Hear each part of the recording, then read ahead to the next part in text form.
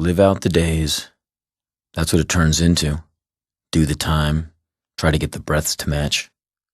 Alone at night, where it's all true, one contemplates the wound from which they came. The mother-father wound, the girlfriend-boyfriend wound, the husband-wife wound. Everyone's got one. Some might think they have none. Some might think they have many. But there's only one. And it got you where you are right now. You can go to meetings, sing songs, and read books, but self-help is always about someone else. You lean on them, groove on their wound, but then you gotta split, back to your own self-examination pit. Because two wounds will never do. Two wounds can never be one. And a room full of people is a room full of wounds. It hurts to be around unfamiliar pain. It's like a beating from a stranger. Humanity, it pains and wounds. It separates us from the rest of the breathing things. And every kid you see, you want to warn somehow. But there's nothing to say. Either they have their wound already, or it's coming along soon enough. We are such horrible and neurotic things, and nothing keeps us in line. Not cops, God, money, love, or death.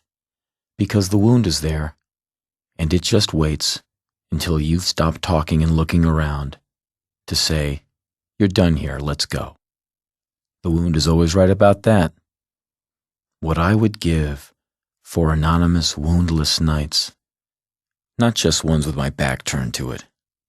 There have been some good, illusory nights. There were women.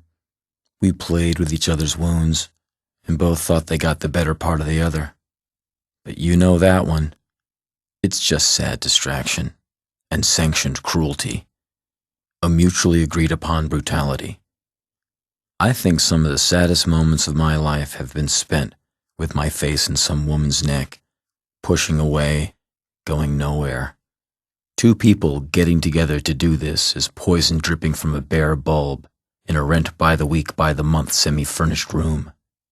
Microdramas of the wounded play out. If I told you I loved you, walked 100 miles to hear you say my name, ate 10 pounds of sand, bled from my eyes, would you take the wound away? When I envision the bullet crashing through my skull, I wonder if there would be a second between its exit and mine where I would feel unwounded. I wonder what that impossible-to-reach world would be like to live in, and if I could somehow squeeze a compressed and ecstatic lifetime into that fraction of a second. Without the wound, I would be no one nowhere.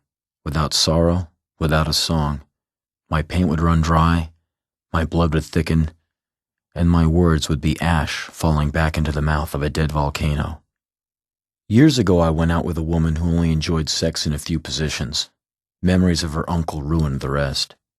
Every once in a while, she would stop me and say, "No, that's too much like my uncle." And usually we would stop. It was very sad. We would lie still for a while and then go to sleep. I just wish there was a way around it all as years pass and perception grows more exacting and truths more inescapable. I pull myself through time season by season. In autumn, I tell myself to keep going until spring. In spring, I tell myself that autumn will be beautiful.